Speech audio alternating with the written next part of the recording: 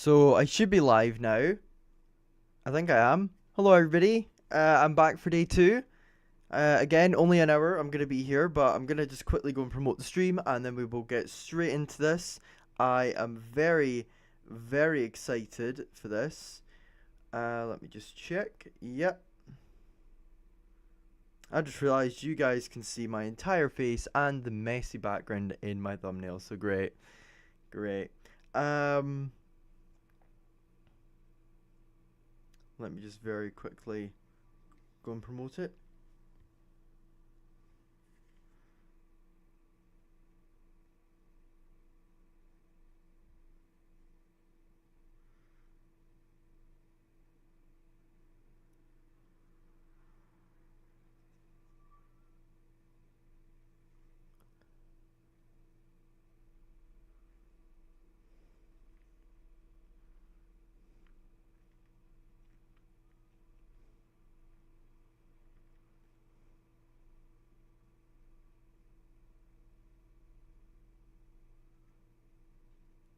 Okay, I think that should be it. I'm trying to see where chat is because for some reason I cannot see my chat. Why can't I see my chat? I want to see chat. Why can't I see chat? Docs. Chat. There we go. Hopefully it'll be working. Yep, there we go. Right, got up. No, I just want it to be there. No, I don't want it to be there. Right. I think that should be it now. We got it working. Hello everybody. So F1 testing is on once again and my headphones have immediately broken. Yeah, I broke my headphones yesterday, guys. So I'm kind of just living with one working ear right now. Kind of.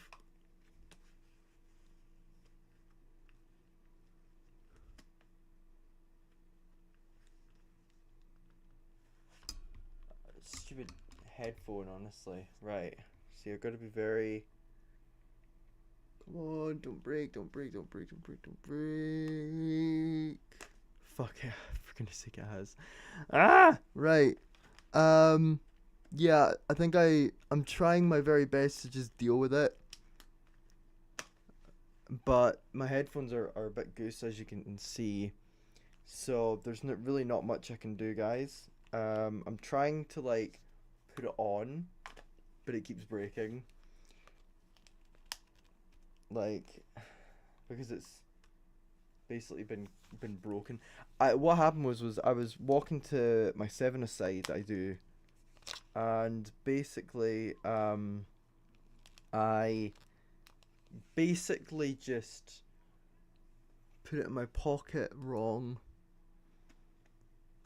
Have I got it? Right, it's slightly off, but I think I can deal with it. I can hear really well out this ear and really badly out this one. But we are officially here. So as you guys can see, we got. Tell you what I'm gonna do. I'm just gonna disconnect this. Right, I know you guys can hear me okay, so that's good. I'm basically just gonna go without using the headphones for the stream. So yeah, I've got it on. As you guys can see, we've got the timing on the right here. Currently, Charles Leclerc is top of the times. But remember, as I was saying yesterday, the most important thing is the laps that are being completed, because in testing, the most important thing at the end of the day is how many laps you are getting on the board, less so how well you're doing in terms of lap time. So keep in mind about that. The program isn't on for another 4 minutes yet, but I just thought I'd start early just to be sure. And tell you what, I'm gonna try one more time to fix this. It's probably gonna go absolutely terrible. But what I'm gonna try and do is I'm gonna try and get this one on first. And go like that. Hang on, right. Okay, so I've got it there. And then I just go like that. See, I connect it and then it just immediately breaks off.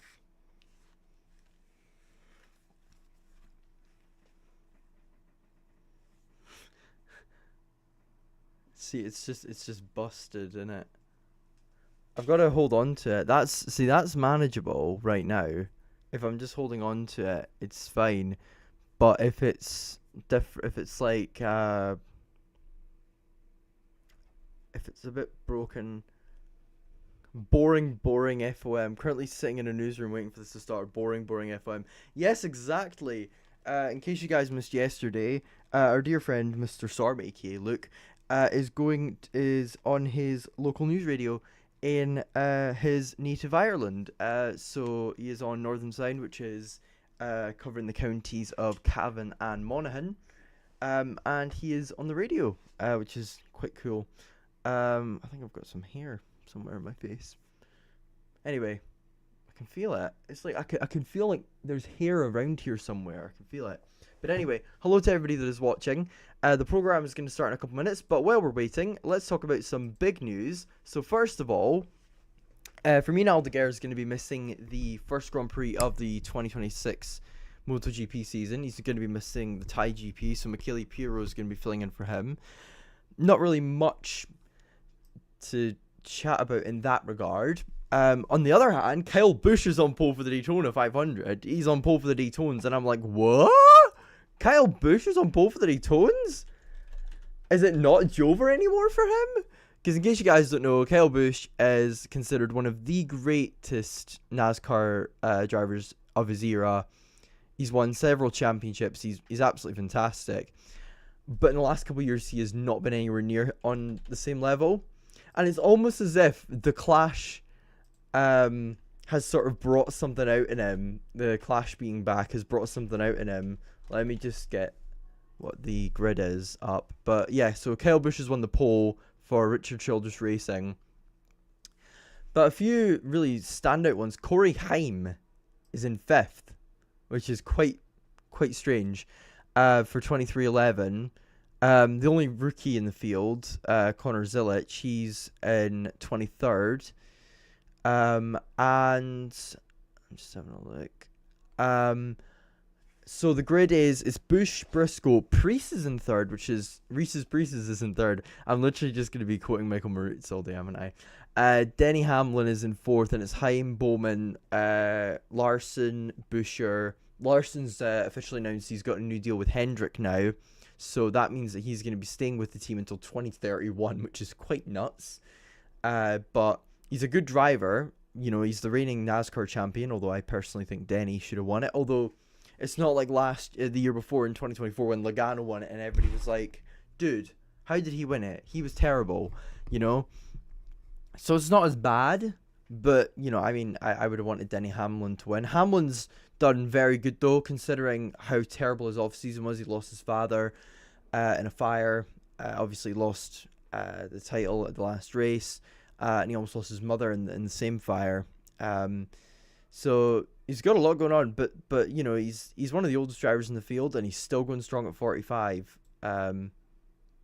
He is a phenomenal driver, and he got so unlucky in the last race because he was on for the championship right until basically the last lap, the last couple of laps, and then William Byron got a puncture. The caution came out, and then they went into overtime, and Hamlin's team pitted for 4 tires instead of 2, and they should have pitted for 2 because it took longer to get the 4 tires on. Kyle Larson went for 2, and Henrik, they went for 2 instead of what Joe Gibbs Racing did, which was go for 4, and it didn't pay off for him, and he ended up losing the championship because of that. So yeah, that's a little bit about the news. But now it is time to see F1 cars on track again for the second day of 2026, albeit just for an hour.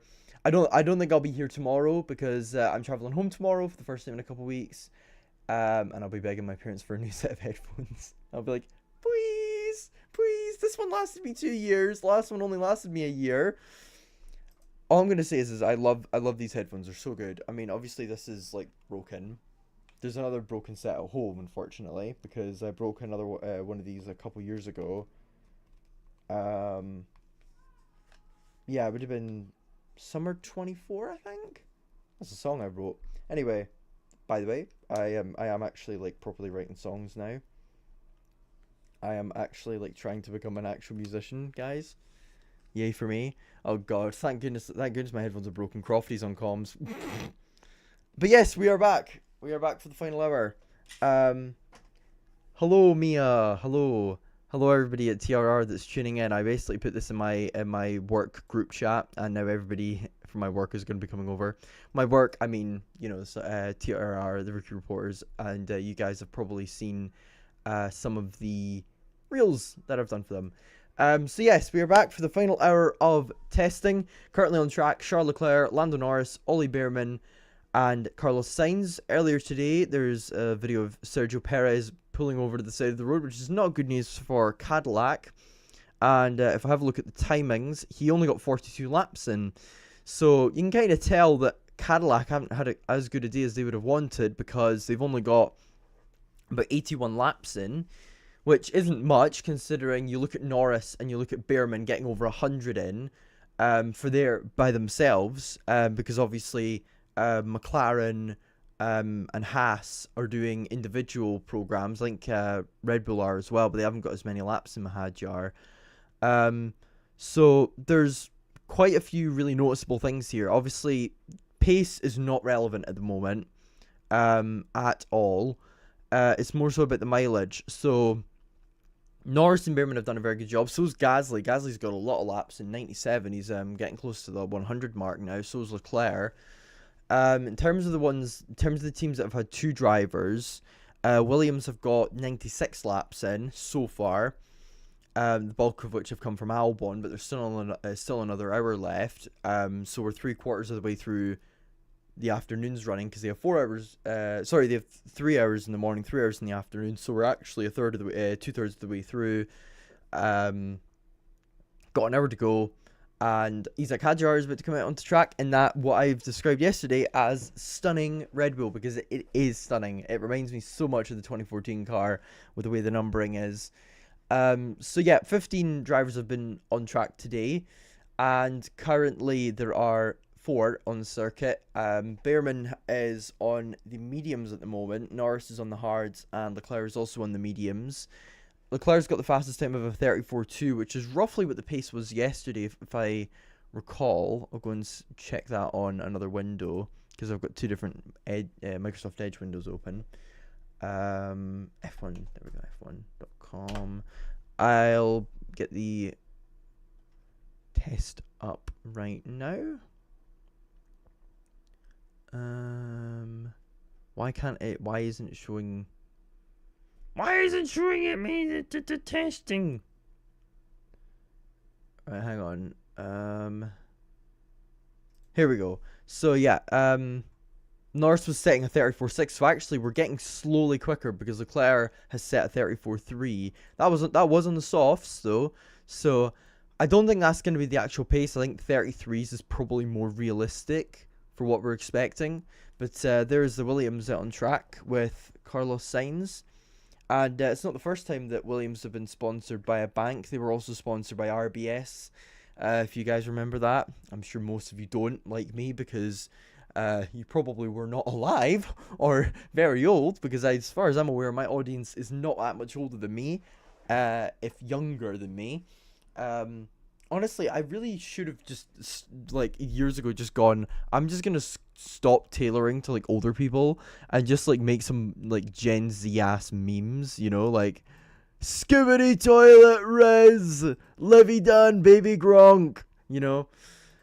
Then again, I'd sound so out of place. I mean, I was late to discovering what 6'7" was, for example. My mother, who is 50 years old this year, sorry, Mama, love you, discovered 6'7" like a month ago, and it scares me. My brother discovered it a month ago, and he's 8, and I'm like, oh no, no. But anyway, back to, yeah, so they're going over the rules about the power units again, which I went over yesterday. So half of it is electric power, half of it's internal combustion engine, which is what you have in every single petrol car in the world. That's literally how a petrol and diesel car runs. It runs on an internal combustion engine, and if it's electric, it doesn't have an internal combustion engine. So currently we've got the Williams, the Haas, and the Audi all out on track. Same with the Red Bull. We've got everybody out on track. It's almost as if they were waiting for the cameras to roll and try and get some sponsors showing off their logos on the cars, whether that be Oracle and Carlisle and Mobile One with Red Bull, or whether that be Revolut with Audi. So Hadjar's on a lap at the moment. He's currently on a personal best. Things are looking quite good for him. I don't know if it actually shows. Has his lap finished yet? It says he's yellow on that one, which is a bit strange. Oh, he's gone up to 8th, guys. So that's him set his first proper lap, really. And he's gone up to 8th, as you guys can see on the right-hand side of your screen. A 1:37.7. See, the problem is the tracker is ahead. The live timing is ahead, but I am behind. So I don't know if I should try and pause it or not. I might actually, for a few seconds, pause it just to try and catch up with it a bit, because I'm about like a minute behind it, which is rather annoying.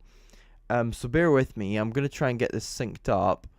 Oh wait, it shows how long it's left on the screen. Okay, perfect. So, oh no, it's annoying because it shows. Okay, yeah, they're showing a replay. That does look a really nice car though. That Red Bull, it looks absolutely beautiful. It's shining in the nighttime of Bahrain. So yeah, it's just the way it's that sounded so weird. That noise I made there was so weird. Just the way, oh my goodness, the sparks are flying as well. Okay, 52.45. Wait, what? I'm so confused right now because it says that there's 52 minutes left on that. Okay, right, I think I've got it now. So I've just got to wait about 30 seconds for the timing, and then they're in sync with each other basically. So yeah, there's Isaac Hadjar. Of course, this is his first day driving the Red Bull because he wasn't in yesterday. Max Verstappen did the whole day yesterday, but today it's Hadjar that's in the seat. He's going to be doing his first laps. Question is can he break the second driver curse, which has existed since 2019 at Red Bull? Gasly, Albon, Perez, Tsunoda, Lawson, Tsunoda.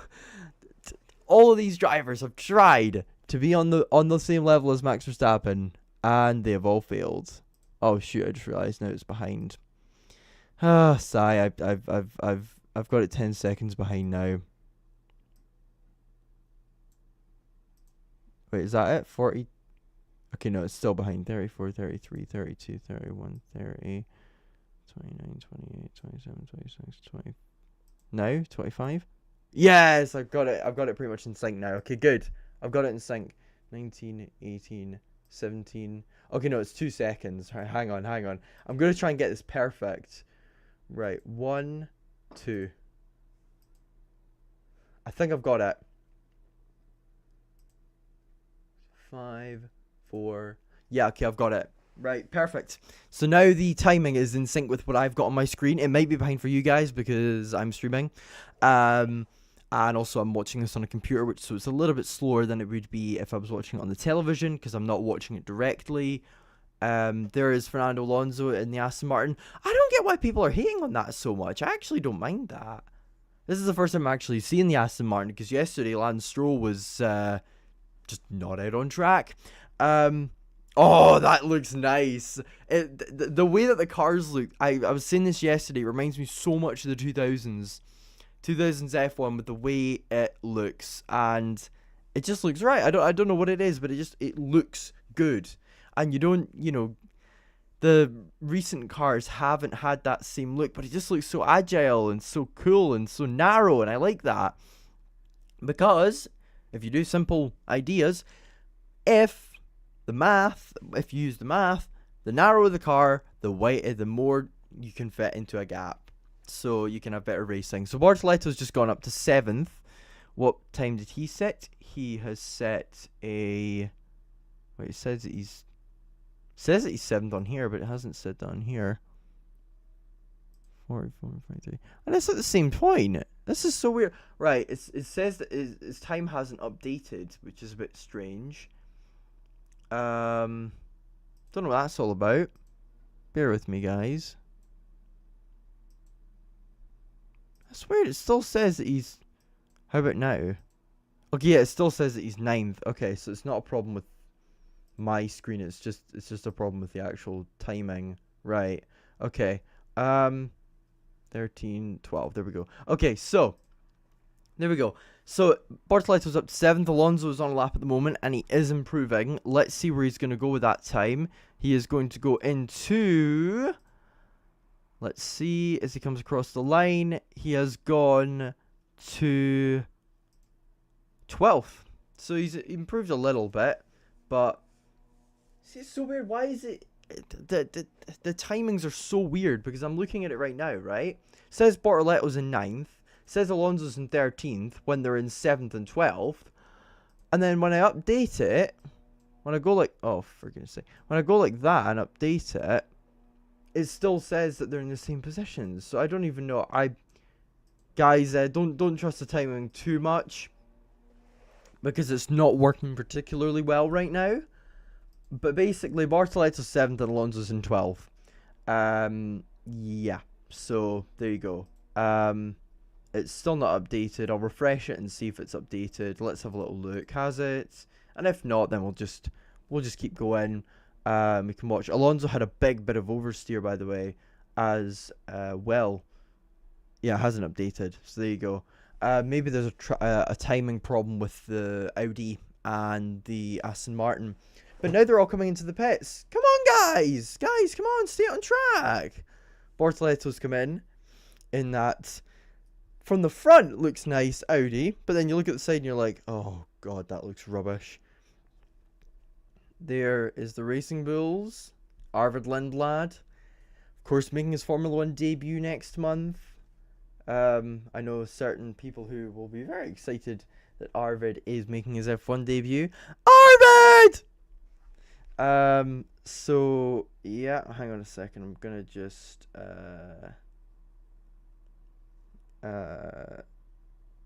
go and message a few people that I'm live.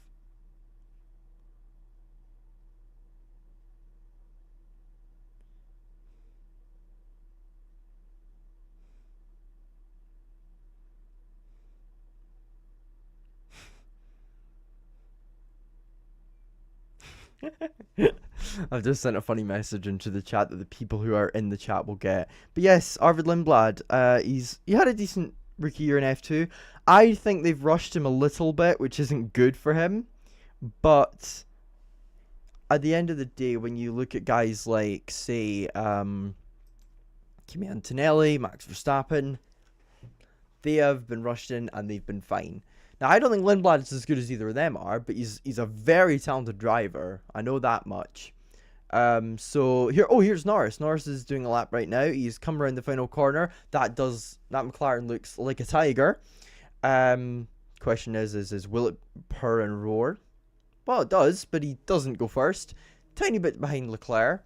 But he's doing a good job. Although I do think Max deserved the championship last year. I'm not going to get into my own opinions about Lando's ability as a driver.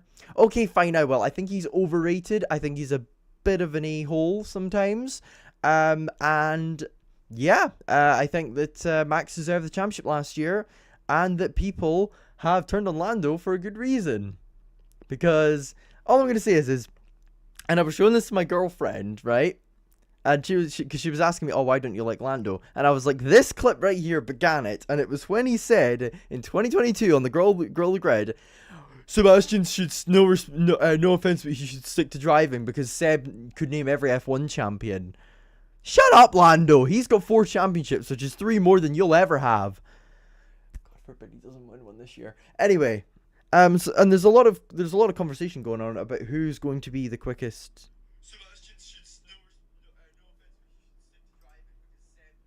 Right, I'm going to turn the volume up on my microphone because you need to have it quite high up to actually hear me. So there we go. So yeah, there's a lot of very interesting conversation going on because Toto Wolff is saying that Red Bull are the quickest. But I think we can all agree that when it comes to listening to other teams, team principals and drivers about the pace of a car, that we should not listen to them. I don't know if you guys remember 2019. Basically, in 2019, everybody was like, oh my gosh, Ferrari are so quick, they're looking great, they might finally win the championship this year. And they only won like 3 times that season. And it was with an illegal engine.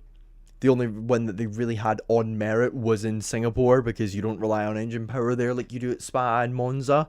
Although you do rely on a lot of acceleration, so you could argue it was still illegal. And Mercedes dominated the season because they were sandbagging. And I think maybe by the end of next week, we'll have an idea about who will be quicker and who will be slower. But I just don't think that there is going to be enough evidence until the first race weekend, really. Because as I said yesterday, you know, Carlos Sainz was top of the times last year, and Williams finished 5th in the Constructors. Oh, Hadjar's on a lap here.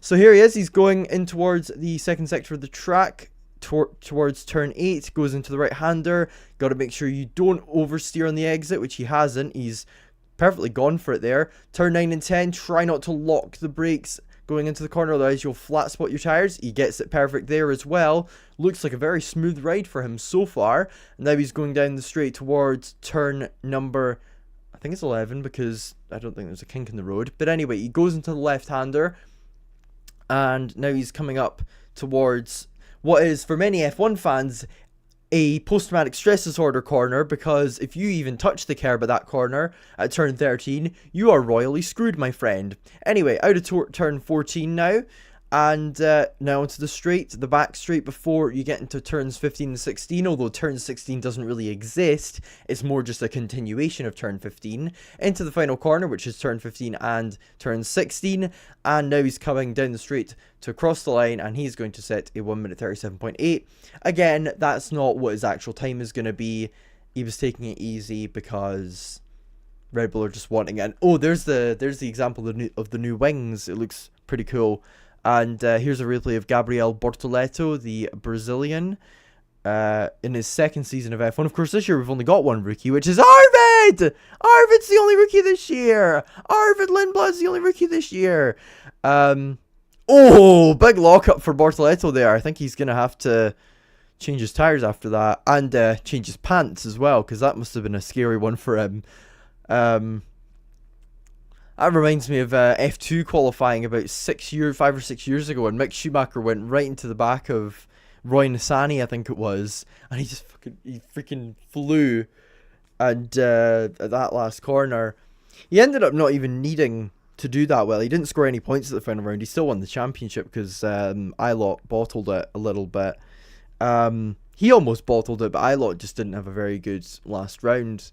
There is the beautiful Cadillac, and I'm not biased because I know somebody who works with them, not in a role, but as a contractor.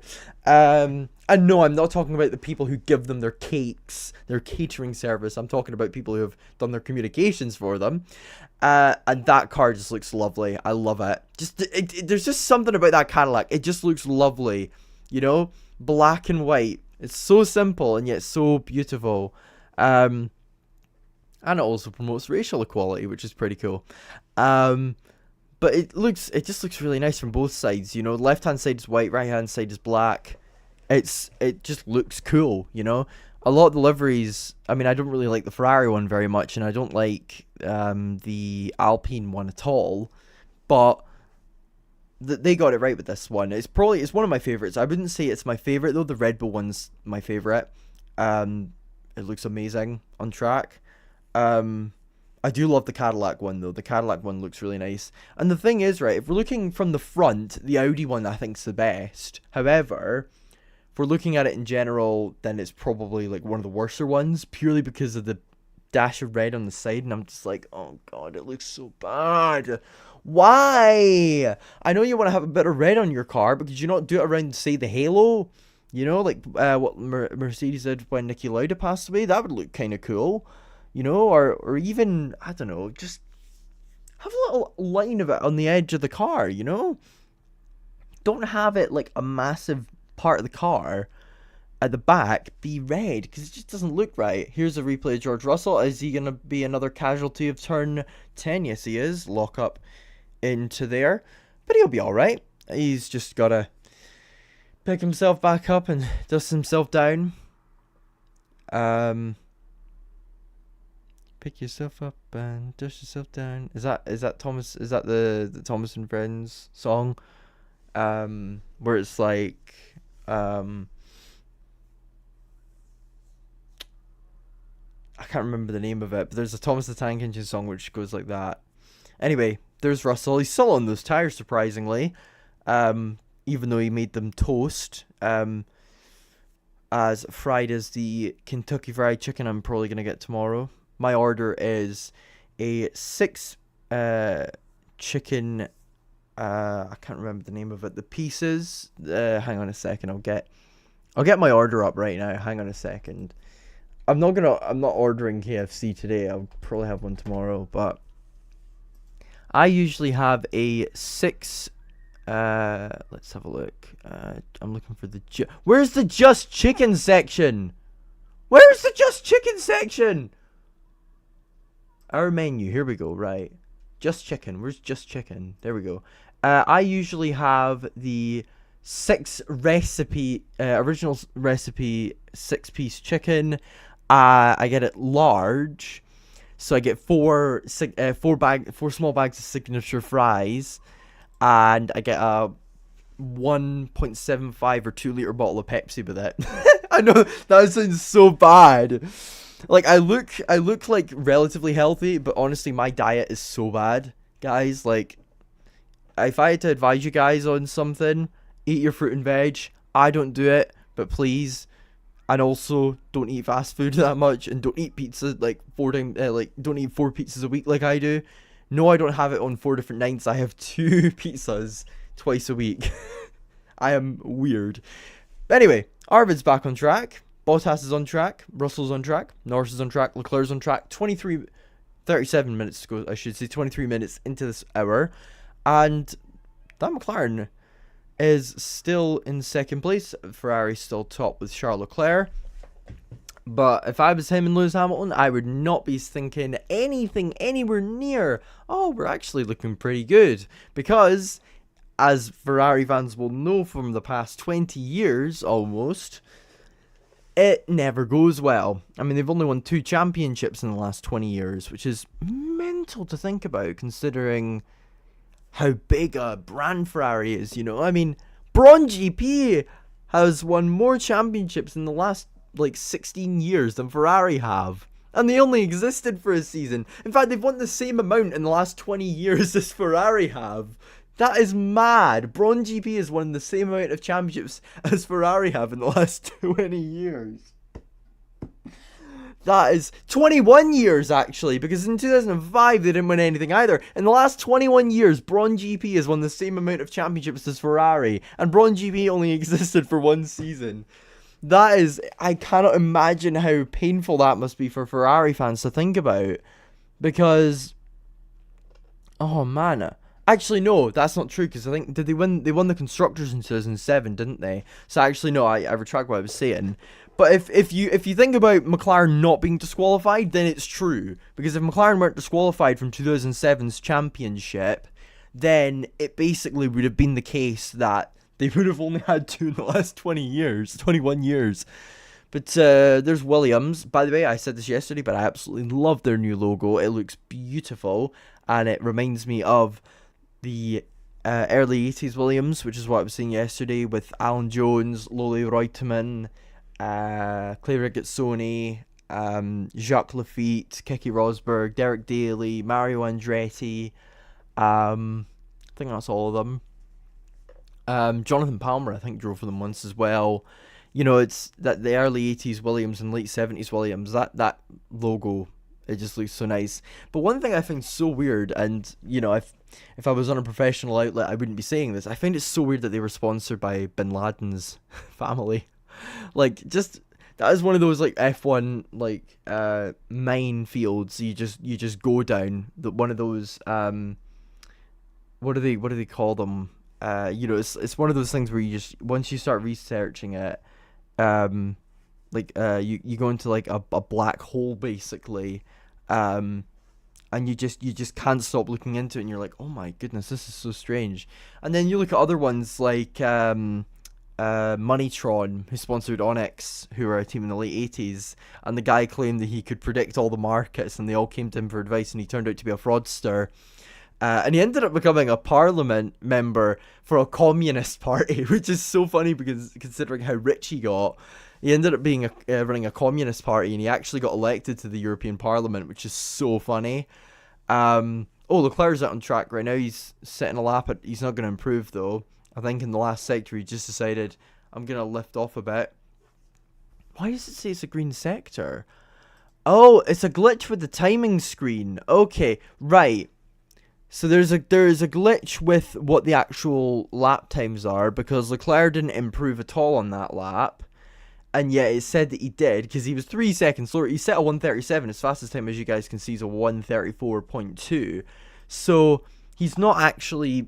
There's something wrong with the graphics on this broadcast at the moment. And they're thinking just because it's pre-season testing that nobody's going to be watching. Well, you're wrong. Some of us hardcore fans, we are watching every single moment of testing. We are watching every single minute that we possibly can, because guess what? We have got nothing better to do with our sad and miserable lives. I haven't got a job. But anyway, Norris is following George Russell at the moment. 2 of the 4 Grand Prix winners last season. Russell winning in Canada, Norris winning 7 times, Oscar Piastri and Max Verstappen, the other 2 winning 7 and 8 races respectively, 15 races together. And question is will Russell be a contender? Because a lot of people are saying that Russell is going to be one of the lead contenders for the championship this year, because in the last set of regulations, Mercedes got it perfect, and a lot of people are saying that this time around they will have it perfect again, because Mercedes have been very good when it comes to regulation changes, except for in 2022, because in 2022 it just went absolutely abysmally for them, because they spent all that time focusing on the 2022 car and not continuing to go for it in 2021, and they ended up losing out on the championship in 2021. Oh, Norris had a big old lock up there. He nearly went into the back of Russell. Russell probably looked in his mirrors and he was like, oh no, oh no, oh no, oh no, oh no. Oh yeah, that could have been a crash. If Norris was going a little bit quicker, that could have been a crash. But Russell wasn't flustered at all. You can see that. But now Norris and Russell have both locked up at turn 10. Turn 10 is such a tricky corner for drivers to work on. That Behrman's not setting 2 purples. That's not what's happening. I bet you right now that's not what's happening. It's not. See, he did not set 2 purples. He didn't. He's gone up to 4. Wait, hang on. Is somebody Leclerc, Norris, Behrman? Oh, Russell's improving. That's what's happened there by the look of things. No, because that's behind. See, this is so weird. Oh, yeah, there we go. It's updated now. So Behrman is up to 3rd. He was 4th a minute ago. And he's doing a very, very good job. Ollie Behrman, in his rookie season, he was probably, the best rookie on the grid. But the thing is it's tricky to pick between him and Hadjar as the best, because both of them had really good rookie seasons. And in the second half of the season, Kimi was really, really good as a rookie. Let me know who you think the Rookie of the Year was last year. I'm going to put a poll up, and you guys can make your mind up about it. I'll see. I'm trying to figure out how I can do that. How can I set up a poll on here? How can I set up a poll on this? Let me have a little look and see if I can do that. Here we go. Right. Start a poll. Who was your Rookie of the Year last year? Okay, there we go. That's the question. And let me know what your thoughts are in the chat. I've got 4 options. So Kimi Antonelli, Isaac Hadjar, who of course is now at Red Bull, Gabriel Bortoleto, Ollie Behrman, and Gabriel Bortoleto. So let me know who you think Rookie of the Year was last year, who your personal best, who you think was the best last year, because it's up for debate, These sort of things are really interesting debates to have. when it comes to the sport that we know and love, you know. And I love engaging with the audience. Unfortunately, we don't have enough of an audience really to properly, you know, have a big engagement. But about this conversation, because I've got quite a small channel, but it's still really nice to talk about, you know, who you guys think Rookie of the Year was, and who you think out of those four is going to do the best this year. I mean, I think if I had to say who's going to do the best, I would probably say Antonelli, because I think he's got a bit of a higher ceiling than the others do. They're all very talented. They're all, you know, really talented, but I think that Kimi's got the high ceiling out of the bunch of them, and he's got a little bit more improvement and more of a ceiling to reach, as I say, than the others do. And I also think that it's partly with the car as well, because I think Mercedes are going to have a good car this year.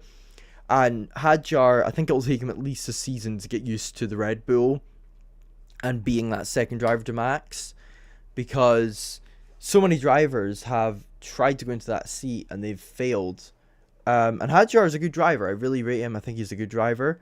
But I just think that, you know, you need to be, as, you know, on the level of Daniel Ricciardo. You know, Daniel Ricciardo literally walked away from Red Bull because he realised how good Max was becoming, and he didn't want to be number 2 to him. That is how good Max is. You know, like, even Danny Rick gave up on it because he knew he couldn't match Max. And he wanted a new challenge. Oh, Bortoletto's gone off at turn 10. He's kept going though. He's just locked up, I think, and gone wide. And Binotto's going, yep, another lock up at turn 10. he's looking at the camera and he's smiling. He's like, hi guys. In pre-season, they can be, you know, a little bit more chill than they are during the race weekends, of course. Because in the race weekends, it's a bit more, you know, serious face. You know, we are, you know, we are racing against one another. You know, not, you know, oh, we're just testing. You know. Testing is really important, by the way. I'm not denying that. I'm just saying that people can be a little bit more relaxed when it comes to testing because they've got so much extra time and they can collect loads of data. But yeah, big lockup for Bortoletto, and he managed to keep it out of the wall at turn 10. Binotto's like, hey, come on! But I don't think he's the only driver who's not exactly experienced in F1 to have had a little error, because Arvid Lindblad had a big moment. He almost did a Mazepin there. He almost binned it at turn number 4, and there's Hadjar going a bit slow, but he's getting ready to do a lap. He is currently in 6th, Gasly in 5th, then Russell, Beerman, Norris and Leclerc. As you guys can see, I just realized that is on the wrong window, and there you go. Apologies about that. I did not realize that that was on the wrong window. Everything is good now, as you guys can see here. Leclerc, Norris, and then Beerman, Russell, Gasly, Hadjar, Bortoletto, Albon, Hulkenberg, Sainz, Lindblad, Lawson, Alonso, Perez, and Bottas. Hadjar is currently on a lap right now, and he is going through towards the end of the first sector and into turn 5. Now he goes through the quick right-left, I should say, of... Oh, error happened there with the camera for a second there, but he's now heading towards turn 8, and there he goes towards turn 9 and 10 now as well. Aston Martin are coming out, Alonso coming out on track for a run, and Hadjar, just like Bortoletto, has gone wide at turn 10. So everybody today is getting caught out by turn 10. In the last 25 minutes, 4 drivers, in the last 35 minutes, 4 drivers, pardon me, have gone off at turn 10. So that just shows how difficult it is. Almost half the grid has gone off at turn 10. Hadjar did it, Norris did it, Russell did it, and so did Bortoletto. The worst lockup, I would say, was probably Norris's. But we'll have a little look at Hadjar's here. Let's have a look and see how big a lockup it was. It was, I think there wasn't really much of a lockup there. It was more so he just mistimed his braking. So yeah, guys, let me know who you think Rookie of the Year was last year. Who you think your Rookie of the Year was. And I'm going to give my opinion on it in a minute. We're just, you know, having a little chat, casually watching testing, having a good time. Still got another 24 minutes left, and Bortoletto has just set a really good lap and he's gone up to 5th. So Very impressive from the Brazilian there, considering the fact that he almost made those tires toast earlier on. He probably massively grained the tires. But he's clearly not affected by it. He's gone up to 5th. And he's looking to have a more of a breakout season than he did last year. He had a really good run in the middle part of the season from Austria until around sort of Spa, but he didn't really repeat that towards the end of the season. BAHRAIN had, it's so interesting because in the first part of the season the best rookie was Hadjar, then in the middle part of the season it was Bortoleto, and then the latter part of the season it was BAHRAIN and Antonelli.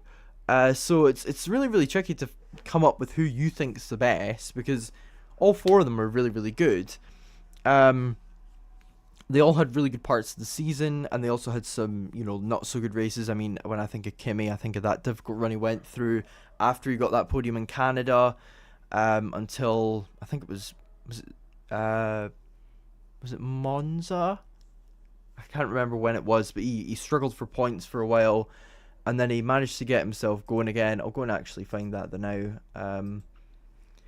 Let's see how long it takes me to get from Daytona 500 to Formula 1. It'll probably take me like 20 seconds because I'm already a Marcus Ericsson who drove in F1 for quite a while. And there we go. Right, I'm on the current season. Last year, here we go. So last year's results. How long did Antonelli go without points? He didn't score points from... It was Hungary. But then he had the really, really bad crash with Leclerc, where people really started to meme him and Russell together as the sort of... What was the word used again? I'll see if I can find it. Mercedes F1... Haram? Is that the word for it? yeah. Hang on a second, guys. I'm gonna switch the window just for a second and show you guys. Haram. It's time for Haram Mercedes. That is like the And if you guys watch football, then you'll also know what the football version of that is, which is let's see if I can find it. No, not shopping. I'm surprised. I'm surprised nobody's like tried to make merch of like Arsenal Haram. Yep, I found it. Mikel Arteta Haram ball, because Arsenal play a very set piece orientated style of play. Oh my goodness, what the oh my goodness, guys. Hang on a second, I need to show you this.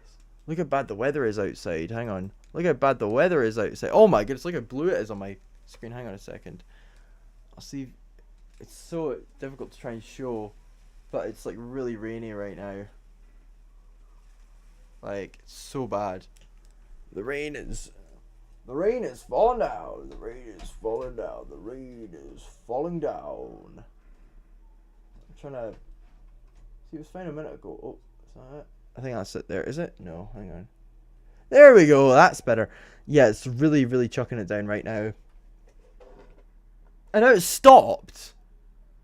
That is the most Scottish weather thing I've ever seen, guys. Like, it absolutely chucked it down for about 30 seconds there. And then it just completely stopped. Weather's not much better over here. Well, to be fair, you're not that far away from me, man. I mean, like, you're in Perth and I'm in Edinburgh. We're not that far away from each other. You're talking about it as if I'm in Benidorm or Lanzarote or the Algarve or, you know, Tenerife or whatnot. I'm just in Edinburgh. You know, it's only 30 miles, isn't it? So, but whoa, Leclerc was getting really snaky there. He was doing a little dance. The car was doing the walk like the Egyptian. I don't know if you guys have ever seen the Family Guy version of that, where he goes, actually, tell you what, I'll go and find it. It's quite funny. I'll go and see if I can find it.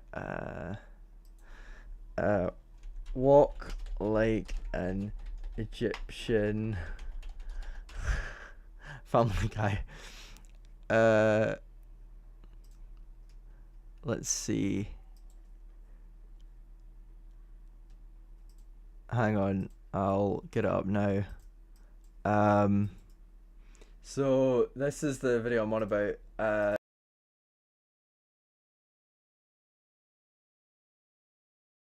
This is what Leclerc was doing. He was doing the what like an Egyptian. My back is hurting from the chair I'm sitting on. Where's the Tylenol? If I lay down flat on the floor, it usually kind of fixes it.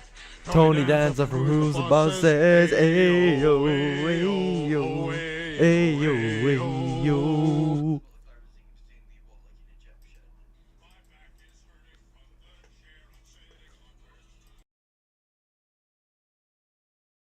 Feeds it into the final corner, and you know it must be so different for a driver like Alonso that's seen so many regulation changes in his time in Formula One, having to forget what you knew last year and multiple years before that and start from scratch this season.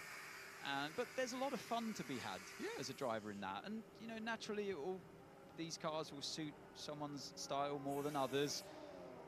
Lando Norris looks like he's smiling away inside the cockpit there at something. He's a happy boy. It looked great, to be fair. The car looked like it was doing all the right things out there for him. And 144 laps today as well. Yeah, so not only is it reliability on their side. Yeah, it's got pace and it's got reliability today. And look, McLaren have been very careful as the reigning constructors champions to say nothing we did last year in terms of car design, car build really carries over to this year. Every component has either changed or been affected by the changes. So don't just say we're a shoo-in for the title because we won it for the last 2 years. But whilst they're saying that, I can't help notice the smile on Andrea Stella's face and Rob Marshall's face when they talk about their challenger for this year, because they feel that as a team they've done a very, very good job on what we're seeing now on the track. Well, although your design philosophy might not be anything to do with last year's cars, the processes that we were talking about, that very much is. Yeah. So the way the factory is that well-oiled machine, the fact that they can throw surprises at design departments within the team and they can get it done, they're used to operating like that. The people at the top know what they can ask for and get, and how it will be designed, and it will be reliable. I just realized I have been on mute. I have been on mute this entire time. For goodness sake, man. Right. Let me do that again. I apologize. So what happens, see, if I had my headphones, I would know that something was up, but I don't have them working because one of the ear things is broken. Anyway, yeah, so what I was saying was Ferrari and McLaren are the big winners here. They've both gotten over 130 laps in. Williams have gotten a lot in as well, so have Haas. Aston Martin have had a big improvement from yesterday. Mercedes are not looking as good when it comes to their own mileage, because as you guys know, the more mileage you get, the more information you get about the car, etc, etc. And again, the lap times, they don't mean that much. For me, the most important thing in testing is what is on the biggest part of the right hand screen over there, which is the laps completed. So wait, Antonelli is now out on track, or he was out on track. I was gonna say Antonelli, can he be out on track? Russell was out on track. So he says there Antonelli got 3 laps done, but earlier on it didn't say that, I don't think. So Antonelli got 3 laps done. No, because it says... I'm so confused right now. Why is it saying Antonelli's out on track? He's not. This is so confusing, man. Because it says it's been... Is he on track? No, okay, I don't know if it's saying that. I am honestly so confused. Oh, here's a driver tracker. They've got a driver tracker. Oh, wait, no, never mind. I need to subscribe for that. I am not paying money for that. You can go and suck an egg, F1 TV. I'm not paying £20 a year for that, okay? I am skint enough as it is. And the only time I ever spend money on anything, 99% of the time, is when it is on crucial things like food and drink. By the way, I'm not going to comment on what food and drink that is, because then you'll be like, okay, no, that is not essential. Swiftly moving on. So Sainz is in 11th at the moment. Lindblad, Bottas, Hadjar, Beerman, Norris, and Leclerc are also out on track at the minute. So the teams that aren't out on track are Mercedes, Audi, Aston Martin, Alpine. I think that's it, isn't it? 1, 2, 3, 4, 5, 6, 7. Now Audi's out on track as well. Bortoletta's just come out onto the track. So this is the final sort of running that they're going to be doing. There's 14 minutes to go of the session. And currently out on track, as I said, is Charles Leclerc, Lando Norris, Isaac Hadjar, Gabriel Bortoleto, Arvid, Carlos Sainz, and Valtteri Bottas. Valtteri Bottas. I am Valtteri Bottas. I love doing like a finish act, broadcasting the races, not for the information. And I just realized I disconnected. Are we back? Are we back? Is it Drover? Are we back? Is it still going? Okay, we are. Okay. Yeah, I had a bit of a problem there for a minute there. It says disconnected, reconnecting, but like it says reconnection successful now. We're back. Woo! From my secret insider, Tusk. I'm guessing you mean Google. So yes, there is Arvid, and he's gone off the track at turn 10. So now that's 5 drivers who have gone off at turn 10. Because we've now had Lindblad, Hadjar, Russell, Norris, and Bortoleto all go off at turn 10. So turn 10 is very much the, I don't know if you guys know the Canadian Grand Prix track, and I don't know if you know the Wall of Champions, but basically 1 year 3 drivers crashed there. Or like the last corner at Hockenheim in 2019, the drag strip when everybody went off there and just spun. So Teddy Kravitz is down at Audi at the moment. I am not listening to a word he has to say, because I literally cannot, because again my headphones are busted. But we've got 12 minutes left now, and Valtteri Bottas is just coming across the line, and this looks like a quick time, and it is. He goes up to 8th, a 36.8. That's quick for testing. I'll leave you to it. Enjoy. Yes, you too, my friend, you too. But it is going very, very interestingly. Okay, there we go. Oh, that's better there. That's better. Now I can lean in like that. But Bottas is up to 8th now. So both of the quote-unquote new teams, I mean, one of them is a new team and one of them is just rebranded, are in the top 10, which is good. Good to see that. Although, as I keep saying to you guys, it's not really going to be that relevant because... Oh, there you go. There's the updated timing screens. Because, again... These lap times are not that relevant. There's really not much to it, to be honest.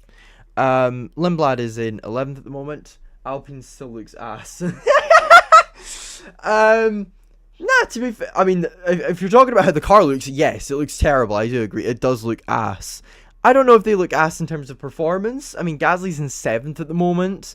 But in terms of performance, you can't really judge yet, really. I think anyway, because I mean most of the teams aren't really setting actual lap times, proper like competitive laps. But yeah, the Alpine does look ass in terms of the look. It's like the ugliest car on the grid in my opinion. Who thought blue and pink would work? I'd love to know.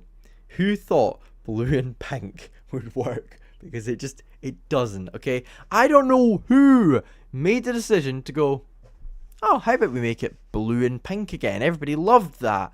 No, it looks terrible. It looks absolutely awful on track. And just when you're looking at it, it doesn't matter what angle you look at it from. It looks terrible. It's like you look at, every angle you look at a turd. I thought Stig Sauber in 24 and 25 were bad enough. Yes, thank you for being in the same boat as me. That car was the worst. Like, I remember people were like, oh, it's not that bad. I was like, the green and the black contrast each other so much. It's ridiculous. It just does not work. It does not work at all.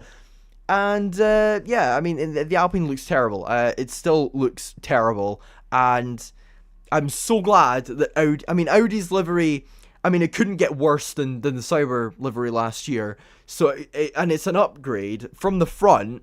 But then when you look at the side, you're like, oh, why is there red there? Why is there red there? However, you got the Haas. The Haas looks very minimalist, but it looks nice. There's quite a lot of white on the car, which is good. There's a little bit red, a little bit black, but it's not overindulgent. And they've got the Gazoo Racing logo on the side of it, and it doesn't look that bad. I mean, it couldn't be any worse than their Russia livery in 2021 when Mazepin was driving for them. Oh god. Just remembering Nikita Mazepin drove a full season of Formula 1 really just makes you question if F1's a meritocracy or not. But we got virtual safety car. I think that's just to test it. I don't think anybody's actually got any issues, although I don't know. I don't think there's anybody having any issues, but because what they do is they always check if the virtual safety car is working. They check if the red flag's working, in terms of the technology. Obviously, when you can wave out a red flag, but back in the day, I mean, 5-year time penalty for Mazepin. It's more so the however long the Russian invasion and mistreatment of the Ukrainians goes on for. There you go. I mean, there's a big double standard. Yes, so they've red flagged it now just to check that all the systems are working. So I don't know if that's going to be the end of the session. I don't think it will. They'll probably stop red flagging it in like 30 seconds or a minute. Either that or they'll wait until everybody's gone back in and then they'll bring them all out. They'll let them come out again. But I don't know. I don't remember last year what it was like when they were red flagging it. I've got a terrible memory, guys. Like when it comes to reading stuff, I've got an amazing memory. Okay, I usually don't toot my own horn on things, but I've got an insane memory when it comes to remembering. Like if I look at something, I will remember it. Like if I look at something I've written, or if I look at something that's like, for example, I could tell you that the podium at the 1971 Italian Grand Prix was Peter Gethin in first for BRM, Francois Sever in second for Tyrrell, and Ronnie Peterson in third for March. I could tell you that. I'm just going to check that is absolutely right. I don't want to... If I've got that wrong, I'm going to be stunned. Or was it Peterson second? Wait a minute, was it Peterson that was second? It was, wasn't it? Fudge! It was! I got it wrong! Now I have to commit seppuku. I hate how McLaren have plastered Gemini on their car after Baku. Honestly, it doesn't really fit the car. I think the orange and the black was alright. It reminded me a little bit too much of a Tiger and Frosties back in the day, for those of us who remember. But yeah, so they've red flagged it. They're waiting for everybody else to come back in, and then they'll stop the red flag and they'll get going again. And there's 6.5 minutes left, so I'll probably be leaving in about 7 minutes, guys. Basically around about 4 o'clock.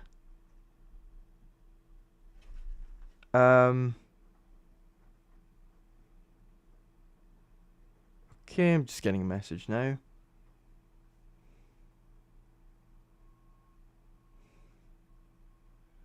I'm just getting a message from my girlfriend.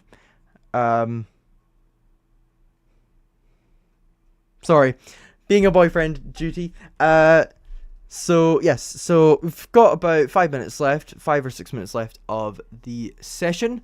And everybody's coming back up on track for a final couple of laps, and then they'll probably do some practice starts, and then that'll pretty much be it for the day.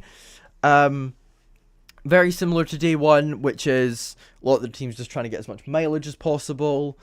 I'll have one final sort of look at the timings, and I can sort of give my own opinions. So if I had to say the real winners today, I would say McLaren and Ferrari. They've gotten a lot of mileage in. 150 laps for Norris by the time he is back out on the track doing laps, and Leclerc will have 140, which is very impressive.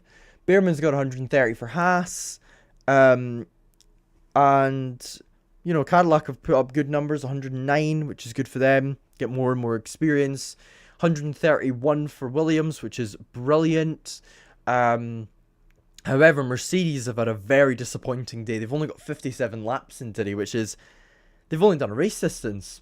Like, literally, Mercedes have done one race distance today in 7 hours, which is crazy. They've barely gotten any mileage in at all, which is not good for them in any way, shape, or form. For once, the Tifosi have a right to be hopeful. I don't know about that.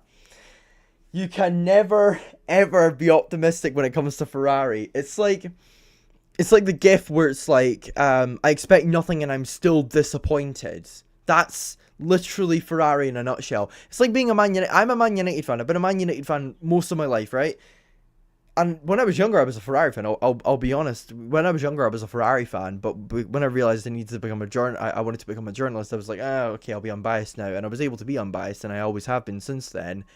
But being a fan of both of them at the same time, it must be miserable. It must be absolutely miserable. And if you're English as well, oh, I feel so bad for you because of how bad they are at football. I mean, oh, the pain, the anguish, the suffering.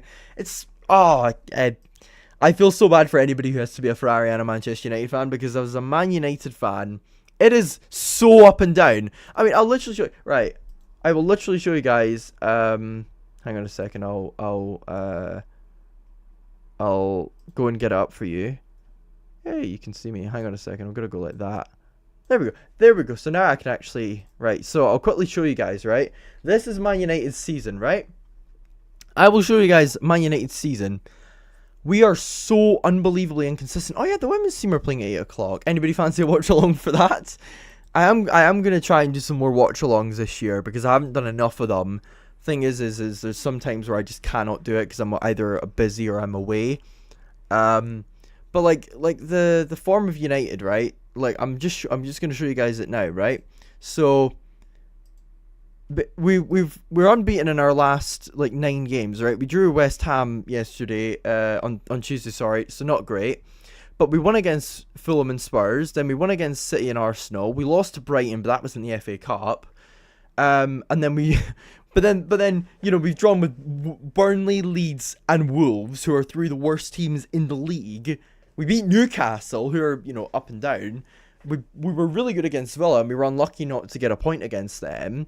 And then barred Wolves and drew Bournemouth. It's so inconsistent. But anyway, I'll get back to the live timing. They've put out a yellow flag. I don't know if that's because somebody's gone off. I think it might be, because why would they have a yellow flag if there wasn't a track hazard? I don't know.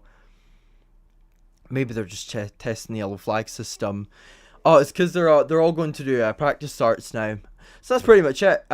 So yeah, big winners today, Ferrari and McLaren. Biggest losers, definitely Mercedes. And to be honest, there's not really anybody else who really sticks out to me as having had a bad day. I mean, Aston Martin have gotten almost 100 laps in. Alpine have almost got 100 laps in, which isn't amazing because you want to be hitting at least triple figures each day of running, but it's still not that bad. I'm going to go now, guys, because all they're doing now is just practice starts. Thank you all very much for watching, and I will see you all for next week. I think is when I'll be back streaming, because I'll be watching testing. I'll be watching it literally the whole time, I reckon. So join me then, and until then, oh, by the way, Kimi Antonelli won your poll. 67% of you guys voted for him. 33% voted for Isak Hadjar. Anyway, bye bye guys. Bye. I'm gonna say